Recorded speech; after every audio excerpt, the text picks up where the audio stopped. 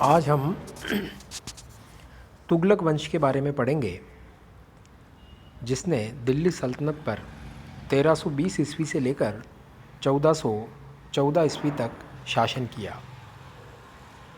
ये दिल्ली पर शासन करने वाला अंतिम तुर्क राजवंश था तुगलक वंश। तुगलक वंश का सल्तनत के इतिहास में विशिष्ट महत्व है। ये महत्व इस कारण से है कि इस तुगलक वंश के काल में एक तो सल्तनत का चरम विस्तार हुआ और विस्तार के साथ साथ दिल्ली सल्तनत का विघटन भी प्रारंभ हुआ। इसके अलावा इस तुगलक वंश के काल में ही निरंकुश राजतंत्र की परंपरा कमज़ोर पड़ी और कल्याणकारी शासन का आरंभ हुआ। तो इस कारण से ये तुगलक वंश दिल्ली सल्तनत की राजनीति में अंतिम तुर्क राजवंश होने के साथ साथ कई अन्य कारणों से भी महत्वपूर्ण स्थान इसने प्राप्त किया कि एक तो इस तुगलक वंश के समय में ही निरंकुश राजतंत्र की परंपरा कमज़ोर पड़ी, कल्याणकारी शासन का शुभारंभ हुआ, सल्तनत का चरम विस्तार भी हुआ, साथ ही साथ विघटन भी शुरू हो गया, धार्मिक सहिष्णुता की नीति का सर्वप्रथम कार्यान्वयन हुआ। तो धार्मिक सहिष्णुता की नीति भी सबसे पहले शुरू हुई और धार्मिक कट्टरता का भी प्रदर्शन हुआ। साथ साथ कुछ महत्वपूर्ण प्रशासनिक सुधार भी लागू हुए। तो इन विविध और परस्पर विरोधी विशेषताओं के कारण ही हम तुगलक वंश को महत्वपूर्ण वंश मानते हैं। और इस तुगलक वंश का जो पहला सुल्तान था वो था गयासुद्दीन तुगलक, जिसने 1320 से लेकर के वैसे 1325 तक शासन किया उसने। यहाँ आपके 1324 लिखा है। अब प्रश्न ये आता है कि तुगलक काल में ये परस्पर विरोधी बातें हमें कैसे दिखाई दी कि सल्तनत का चरम विस्तार भी हुआ और विघटन भी शुरू हुआ। तुगलक काल में ही पहली बार दक्षिण की रियासतों को दिल्ली सल्तनत में प्रत्यक्ष विलय करने की नीति आरंभ की गई थी। जैसे गयासुद्दीन तुगलक के समय में देवगिरी को दिल्ली सल्तनत में मिला लिया गया और बाद में मोहम्मद बिन तुगलक के समय में द्वार समुद्र, माबर आदि दक्षिण की रियासतों को, वारंगल, इनको भी इसमें मिलाया गया। तो दक्षिण की रियासतों को पहली बार प्रत्यक्ष विलय किया गया दिल्ली सल्तनत में। ये काम हुआ तुगलक वंश में। धार्मिक सहिष्णुता की नीति और धार्मिक कट्टरता की नीति दोनों भी साथ साथ चली इसी वंश में। इस वंश का शासक जो मोहम्मद बिन तुगलक था वो अपनी धार्मिक सहिष्णुता की नीति के लिए विख्यात था। वहीं फिरोज शाह तुगलक जो सुल्तान बना वो अपनी धार्मिक कट्टरता की नीति का उसने प्रदर्शन किया। उसने जजिया लगा दिया ब्राह्मणों पर। फिरोज शाह तुगलक ने एक ब्राह्मण को जिंदा इसलिए जला दिया कि इसने कहा था कि हिंदू और इस्लाम दोनों धर्म बराबर है। तो धार्मिक कट्टरता का प्रदर्शन भी इसी काल में हुआ। साथ ही साथ महत्वपूर्ण प्रशासनिक सुधार भी इसी काल में हुए। मोहम्मद बिन तुगलक जो था सुल्तान दिल्ली का, तुगलक वंश का, उसने कई प्रशासनिक सुधार की योजनाएं बनाई। हालांकि ये अलग बात है कि वो योजनाएं सही ढंग से लागू नहीं होने के कारण से असफल हो गई, लेकिन उसके उद्देश्य बड़े पवित्र थे। इस कारण से प्रशासनिक सुधारों की जो उसकी इच्छा थी वो उसने जाहिर की। तो प्रशासनिक सुधारों का दौर भी हम दिल्ली सल्तनत के इस काल को हम कह सकते हैं। तो हम सबसे पहले पढ़ेंगे गयासुद्दीन तुगलक के बारे में। गयासुद्दीन तुगलक 1320 ईस्वी में खुसरो शाह को अपदस्थ करके गद्दी पर बैठा, उसके राज्यारोहण का सामान्यतः स्वागत किया गया और प्रभावशाली वर्गों ने उसे सपोर्ट किया। प्रभावशाली वर्ग में कौन कौन थे? तुर्की सामंत और दूसरे थे आपके उलेमा वर्ग। तो उलेमाओं ने भी इसका सपोर्ट किया और तुर्की सामंतों ने भी इसका सपोर्ट किया। तुगलक भी थे तो तुर्क, लेकिन तुर्कों की करोना शाखा से संबंधित थे। ये बड़ा इंपॉर्टेंट फैक्ट है कि तुर्क जो थे, मतलब तुगलक जो थे, वो तुर्कों की करोना शाखा से संबंधित थे। तो गयासुद्दीन तुगलक जब गद्दी पर बैठा तो प्रभावशाली वर्गों ने उसका सपोर्ट किया, उलेमाओं ने, सामंतों ने, तुर्की सामंतों ने। और सिंहासन पर अधिकार करने के बाद में इसने गाजी गयासुद्दीन तुगलक शाह की उपाधि ली। कौन सी उपाधि ली इसने? गाजी गयासुद्दीन तुगलक शाह की पदवी इसने धारण की और अगले 5 वर्षों तक उसने दिल्ली पर शासन किया। गाजी की उपाधि लेने वाला ये दिल्ली का पहला सुल्तान था। इसने गाजी की उपाधि ली थी, गयासुद्दीन तुगलक ने। अब ये जो गयासुद्दीन तुगलक था, इसने 5 वर्ष तक शासन किया।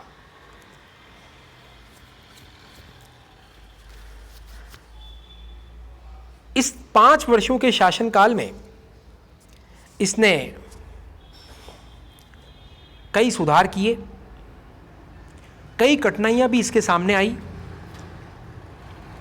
एक तो प्रांतों में विद्रोह हो रहे थे। पहली कठिनाई क्या आई इसके सामने? प्रांतों में विद्रोह हो रहे थे, ये पहली कठिनाई आई। दूसरा, बंगाल जो था वो बलबन की मृत्यु के बाद ही स्वतंत्र हो गया था, तो अब बंगाल को भी फिर से दिल्ली सल्तनत के अधीन कैसे लाया जाए, ये भी एक समस्या थी। दूसरा, सिंध पर भी नाम मात्र का नियंत्रण रह गया था। गुजरात में भी उपद्रव हो रहे थे।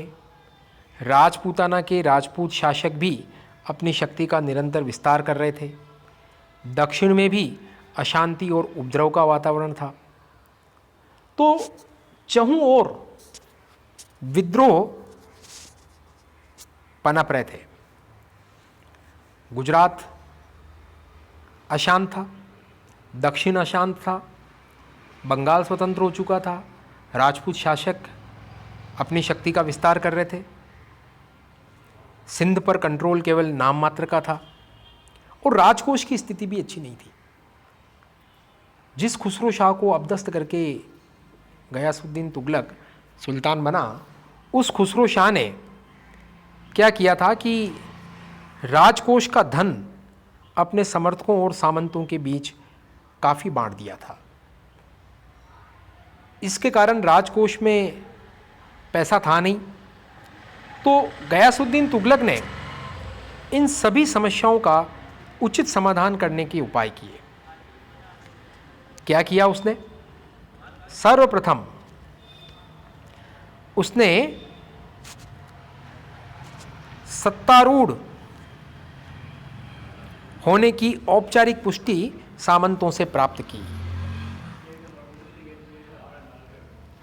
क्योंकि वो जानता था कि तुर्की सामंतों को अगर मैं विश्वास में ले लूँगा तो मेरा शासन निष्कंटक चल पाएगा। तो उसने क्या किया? सर्वप्रथम अपने सत्तारूढ़ होने की औपचारिक पुष्टि सामंतों से प्राप्त की।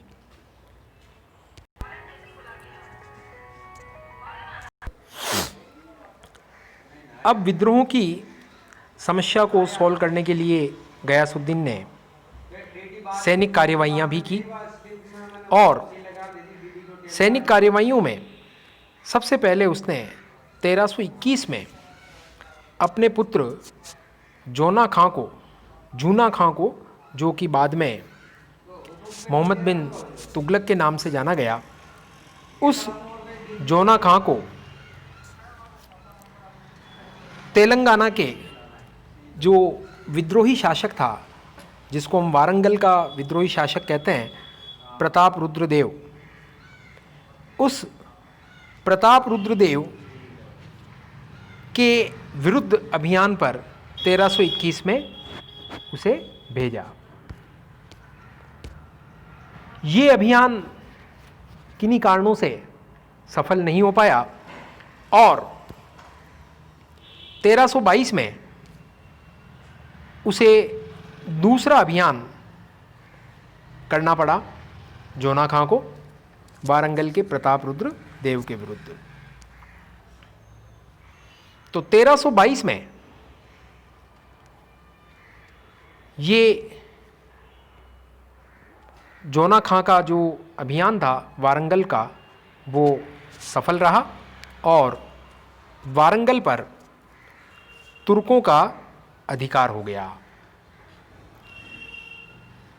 वारंगल को कई प्रशासनिक क्षेत्रों में विभक्त कर दिया गया। तो ये एक बड़ा इम्पोर्टेंट फैक्ट था कि वारंगल पर गयासुद्दीन तुगलक के समय दिल्ली सल्तनत में विलय हो गया।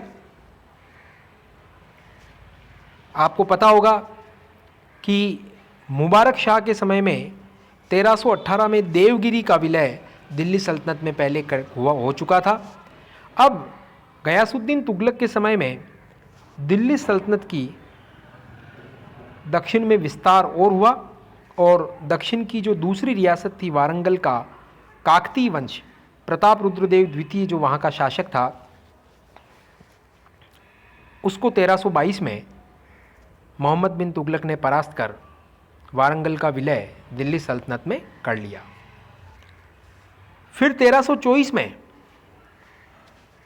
गयासुद्दीन तुगलक के द्वारा दो अभियान महत्वपूर्ण संपन्न किए गए। पहला अभियान गयासुद्दीन तुगलक ने स्वयं बंगाल पर किया। बंगाल अलाउद्दीन खिलजी की मृत्यु के बाद ही स्वतंत्र हो चुका था। तो 1324 में बंगाल पर स्वयं सुल्तान गयासुद्दीन तुगलक ने चढ़ाई की और बंगाल को जीतकर दिल्ली सल्तनत में मिला लिया। तो 1324 में बंगाल को दिल्ली सल्तनत में मिला लिया गया। वापसी के समय गयासुद्दीन तुगलक उत्तरी बिहार के एरिया में उसने प्रवेश किया और मिथिला के कर्नाट शासक को परास्त किया तथा तिरहुत के क्षेत्र को कब्जे में किया। यह पहला अवसर था जब तुर्कों की सत्ता उत्तरी बिहार तक विस्तृत हो गई थी। ये बड़ा इंपॉर्टेंट फैक्ट है, बहुत इंपॉर्टेंट फैक्ट है ये कि यह पहला अवसर था जब तुर्कों की सत्ता उत्तरी बिहार तक विस्तृत हो गई थी। मिथिला के कर्नाट शासक को परास्त किया बंगाल से लौटने के दौरान, वापसी की यात्रा में गयासुद्दीन तुगलक ने। दूसरी ओर 1324 में ही एक अन्य अभियान जूना खां, जो बाद में मोहम्मद बिन तुगलक के नाम से दिल्ली का सुल्तान बना, उस जोना खां ने उड़ीसा में जाजनगर के शासक भानुदेव द्वितीय पर आक्रमण किया। तो जब गयासुद्दीन तुगलक उत्तरी बिहार में मिथिला के कर्नाट शासक को परास्त कर रहा था, ठीक उसी वक्त उसका सेनानायक जोना खां उड़ीसा में जाजनगर के शासक भानुदेव द्वितीय पर आक्रमण कर रहा था। ये वर्तमान उड़ीसा में था, ये जाजनगर का राज्य, वहां का राजा था भानुदेव द्वितीय। इस पर आक्रमण इसलिए किया गया क्योंकि जब जोना खां 1321-22 में वारंगल के प्रताप रुद्र देव के विरुद्ध अभियान पर था, तो इस जाजनगर के शासक भानुदेव द्वितीय ने उस वारंगल के शासक प्रताप रुद्रदेव द्वितीय की मदद की थी, उसको सहायता प्रदान की थी। तो जोना खां ने 1324 में उसे दंड देने के लिए उसके राज्य पर चढ़ाई की। अब भानुदेव द्वितीय पराजित हुआ और जोना खां जो था उसको वहाँ से काफ़ी धन मिला। जोना खां को जाजनगर के भानुदेव द्वितीय के राज्य से काफ़ी धन प्राप्त हुआ। इतिहासकार इसामी कहता है कि इन सफलताओं पर सुल्तान गयासुद्दीन तुगलक इतना खुश हुआ कि उसने राजकुमार जोना खां को सम्मानित किया, उसे विश्व का खान कहा। जोना खां को क्या कहा गया? विश्व का खान, ये उपाधि उसे दी गई। और इस प्रकार की जो ये सक्रिय सैनिक कार्रवाइयाँ थी, चाहे वो बंगाल के विरुद्ध हो या उत्तरी बिहार में तिरहुत के इलाके में कर्नाट राज्य के विरुद्ध हो, या फिर जाजनगर के शासक भानुदेव द्वितीय के विरुद्ध हो, तो ये बंगाल अभियान और उड़ीसा अभियान ये दोनों 1324 ईस्वी में पूरे किए गए। इन कार्रवाइयों से राज्य में शांति की पुनर्स्थापना हुई, केंद्रीय सत्ता सुदृढ़ हुई। यहाँ एक बड़ी इम्पोर्टेंट बात आप याद रखिए कि दक्षिण की रियासतों को दिल्ली की सल्तनत में प्रत्यक्ष विलय की नीति अलाउद्दीन खिलजी ने तो नहीं अपनाई थी। अलाउद्दीन खिलजी ने तो परोक्ष नियंत्रण रखा, दक्षिण की रियासतों को जीतकर उनको वापस फ्री कर दिया, कर लेकर के अधीनता स्वीकार करवा के, जैसी समुद्रगुप्त ने नीति अपनाई थी। लेकिन मुबारक खिलजी के समय में पहली बार दक्षिण की रियासतों को दिल्ली सल्तनत में प्रत्यक्ष विलय की नीति अपनाई गई। मुबारक शाह खिलजी के समय में देवगिरी को कब्जे में दिल्ली सल्तनत में मिलाया गया। फिर गयासुद्दीन तुगलक के समय में वारंगल को दिल्ली सल्तनत में गयासुद्दीन तुगलक के समय में मिलाया गया। और फिर जोना खां जो बाद में मोहम्मद बिन तुगलक बना, उसके शासनकाल में दक्षिण की जो अन्य रियासतें थी उनको भी विलय किया गया, जैसे माबर और अनेगोंडी। द्वार समुद्र पर तो जोना खां ने 1322 में ही आक्रमण करके उसे विलय कर लिया था गयासुद्दीन तुगलक के समय में। और फिर बची हुई माबर और अनेगोंडी रियासतों पर मोहम्मद बिन तुगलक के समय में उनको दिल्ली सल्तनत में मिलाया गया। तो एक ये इम्पोर्टेंट क्वेश्चन आता है कि दिल्ली सल्तनत का सुदूर दक्षिण में सर्वाधिक विस्तार किस सुल्तान के समय में हुआ था? तो इसका आंसर होगा आपका मोहम्मद बिन तुगलक, क्योंकि मोहम्मद बिन तुगलक ने सुदूर दक्षिण में जो माबर और अनेगोंडी रियासतें थी उनको भी दिल्ली सल्तनत में विलय कर लिया। और गयासुद्दीन तुगलक के समय में कौन सी दक्षिण की रियासतों का विलय हुआ?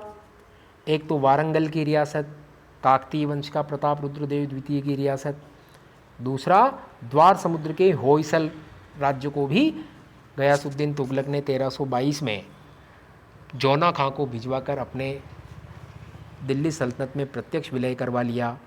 देवगिरी का विलय तो मुबारक खिलजी के समय में ही 1318 में दिल्ली सल्तनत में प्रत्यक्ष विलय किया जा चुका था।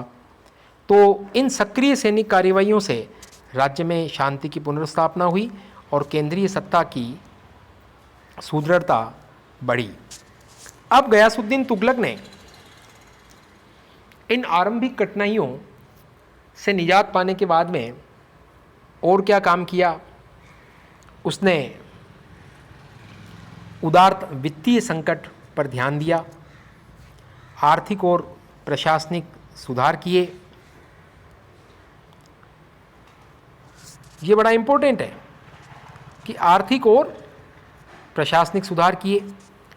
उसके जो पूर्ववर्ती शासक था खुसरो शाह, उसने जो राजकोष सामंतों में, साधु फकीरों में, संतों में बंटवा दिया था, खाली कर दिया था, उस राजकोष के धन की पुनः प्राप्ति के उसने उपाय किए। अधिकतर लोगों ने गयासुद्दीन तुगलक के कहने पर खुसरो शाह के द्वारा दिए गए धन को वापस लौटा दिया, लेकिन इस कड़ी में सुल्तान गयासुद्दीन तुगलक का दिल्ली के प्रसिद्ध सूफी संत शेख निजामुद्दीन औलिया के साथ मनमुटाव हो गया, क्योंकि खुसरो शाह ने, जिसको खुसरो शाह भी कहते हैं हम, वो स्वयं को पैगंबर का सेनापति कहता था। उसने सूफी संत निजामुद्दीन औलिया को भी राजकोष से धन दिया था, लेकिन निजामुद्दीन औलिया ने वो धन अपनी खानकाह पर खर्च कर दिया था। जब उनसे वापस सुल्तान गयासुद्दीन तुगलक ने वो पैसा मांगा तो इनकार कर दिया सूफी संत निजामुद्दीन औलिया ने। तो गयासुद्दीन तुगलक उस वक्त बंगाल अभियान पर रवाना हो रहा था। ये घटना 1324 की है। उसने, गयासुद्दीन तुगलक ने निजामुद्दीन औलिया को कहा कि मैं बंगाल अभियान से लौट करके वापस दिल्ली आता हूँ, तब तक धन तैयार रखना, नहीं तो कठोर दंड दिया जाएगा। तो अमीर खुसरो कहता है, जो सूफी संत निजामुद्दीन औलिया का शिष्य भी था, अमीर खुसरो कहता है कि इस बात से निजामुद्दीन औलिया नाराज़ हो गए और उन्होंने कहा कि हुनूस दिल्ली दुरस्त, अर्थात दिल्ली अभी दूर है। और वाकई में बंगाल अभियान से लौटने के दौरान 1325 के आसपास दिल्ली के पास जब गयासुद्दीन तुगलक पहुंचा अफ़गानपुर में, वहाँ पर जूना खां, जो मोहम्मद बिन तुगलक था, उसने सुल्तान गयासुद्दीन तुगलक के स्वागत के लिए एक लकड़ी का महल बनवाया। और कहा जाता है कि दो मत है इसमें, कि एक तो मोहम्मद बिन तुगलक ने षड्यंत्र किया, जिसके कारण जैसे ही सुल्तान गयासुद्दीन तुगलक का हाथी उस लकड़ी के महल में एंटर हुआ, वो महल गिर गया और उसमें दब कर के सुल्तान गयासुद्दीन तुगलक मारा गया। दूसरा मत यह है कि उस महल पर बिजली गिर गई, जिसके कारण सुल्तान गयासुद्दीन तुगलक की वहाँ पर मृत्यु हो गई, दिल्ली के पास अफ़गानपुर में। कुछ इसके लिए जोना खां के षड्यंत्र को जिम्मेदार ठहराते हैं कि भाई उसी ने ये इस प्रकार का षड्यंत्रपूर्वक महल बनवाया था। तो ये 1325 में इस प्रकार सुल्तान गयासुद्दीन की मृत्यु हुई है। तो ये घटना तो मैंने आपको बताई सूफी संत निजामुद्दीन औलिया के साथ सुल्तान गयासुद्दीन औलिया के विवाद की। अब सुल्तान गयासुद्दीन तुगलक ने वित्तीय संकट को दूर करने के लिए लगान व्यवस्था में सुधार किया। उसने अलाउद्दीन के शासन की कठोरता की नीति के विपरीत उसने उदारता की नीति अपनाई, जिसे जियाउद्दीन बर्नी ने रस्मे मियाना की नीति कहा है। ये बड़े इम्पोर्टेंट नीति है। ये क्वेश्चन पूछा जाता है कि रस्मे मियाना जो नीति थी वो किस सुल्तान ने अपनाई थी, तो सुल्तान गयासुद्दीन तुगलक ने अपनाई थी। क्या किया उसने? ये मध्यमपंथी नीति इसको कहते हैं। सुल्तान गयासुद्दीन तुगलक ने क्या किया कि मध्यस्थ भूमिपतियों के पुराने अधिकार उन्हें वापस लौटा दिए, जो अलाउद्दीन खिलजी ने जब्त किए थे। खूत, मुकद्दम और चौधरी, जो मध्यस्थ भूमिपति वर्ग था, हिंदू भूमिपति वर्ग गाँवों में, जिनको अलाउद्दीन खिलजी ने राजस्व, लगान वसूली और किसानों से लगान वसूली के कार्य से मुक्त कर दिया था, जिन खूत, मुकद्दम और चौधरियों को उनके वंशानुगत अधिकार वापस दे दिए गयासुद्दीन तुगलक ने। इसके अलावा लगान की मात्रा में भी परिवर्तन किया। कहा जाता है कि गयासुद्दीन तुगलक ने उपज के 1/5 भाग को लगान की दर माना और इस दर के ऊपर सरचार्ज के रूप में 1/10 अंश और उसने जोड़ करके कुल लगान निर्धारित किया। अर्थात औसत उपज का 1/5 भाग तो मूल दर हो गई और उस पर फिर 1/10 भाग सरचार्ज, जिसको कहते हैं अतिरिक्त कर। तो वो सरचार्ज 1/5 भाग पर 1/10वां हिस्सा सरचार्ज का और जोड़ दिया और वो फिर आपके किसान का लगान का मात्रा बनी। तो इस प्रकार उसने लगान निर्धारित किया। इरफान हबीब कहते हैं कि उसने मध्यस्थ भूमिपतियों को अपने अधिकार तो लौटा दिए, लेकिन उनको ये हिदायत दे दी कि अब वो किसानों से लगान के अतिरिक्त अन्य दूसरे कर नहीं लेंगे।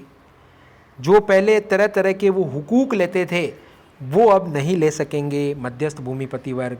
हाँ, किसानों से लगान वसूली का जो उनका वंशानुगत दायित्व था, अधिकार था, वो उनको ज़रूर लौटा दिया। तो ये एक इम्पोर्टेंट बात है कि मध्यस्थ भूमिपतियों को उनके अधिकार तो दिए, लेकिन अब ये मध्यस्थ भूमिपति वर्ग किसानों से लगान के अतिरिक्त अन्य सभी दूसरे कर नहीं वसूल सकेंगे। इसके अलावा और क्या किया गयासुद्दीन तुगलक ने? उसने लगान वसूली में ठेकेदारी की कुरीति पर रोक लगा दी। और होता क्या था कि ये जो इक्तेदार होते थे, जो अपने इलाकों में लगान वसूल करते थे अपनी जागीरों में, वो लगान वसूली का कार्य ठेके पर दे देते थे। तो लगान वसूली में ठेकेदारी की जो प्रथा थी, टैक्स फार्मिंग की जो कुरीति थी, वो उसने रोक लगा दी और प्रत्येक इक्तादार से लगान वसूली में प्राप्त आमदनी का लेखा जोखा नियमित रूप से लिया जाने लगा। अतिरिक्त आमदनी जो इक्तेदार के पास बचती थी खर्चा निकालने के बाद वसूल किए गए लगान की राशि में से, जिसको फवाजिल कहा जाता था, उस फवाजिल को इक्तेदारों को निर्देश दिया गया कि उसे आप केंद्रीय कोष में जमा कराएंगे। तो इन सुधारों से वित्तीय स्थिति में थोड़ा सुधार हुआ। इसके अलावा सुल्तान गयासुद्दीन तुगलक ने सैनिकों की कार्यकुशलता को बनाए रखने के लिए दाग और चेहरे की पद्धति को प्रभावशाली ढंग से लागू किया। उनके इन सुधारों से लोगों को ऐसा लगा कि जैसे अलाउद्दीन खिलजी वापस आ गया है। और 1325 में सुल्तान गयासुद्दीन तुगलक की अफ़गानपुर में मृत्यु हो गई। जो घटना मैंने आपको बता दी, कुछ इतिहासकारों के अनुसार ये सोचे समझे षड्यंत्र का परिणाम थी। इसके लिए राजकुमार जोना खो को उत्तरदायी ठहराया गया है, मोहम्मद बिन तुगलक जो बाद में सुल्तान बना उसको। परंतु इस आरोप की पुष्टि के लिए कोई प्रमाण नहीं है और ये आरोप निराधार है। तो इस प्रकार हमारा ये सुल्तान गयासुद्दीन तुगलक का टॉपिक यहाँ पर कंप्लीट होता है। धन्यवाद।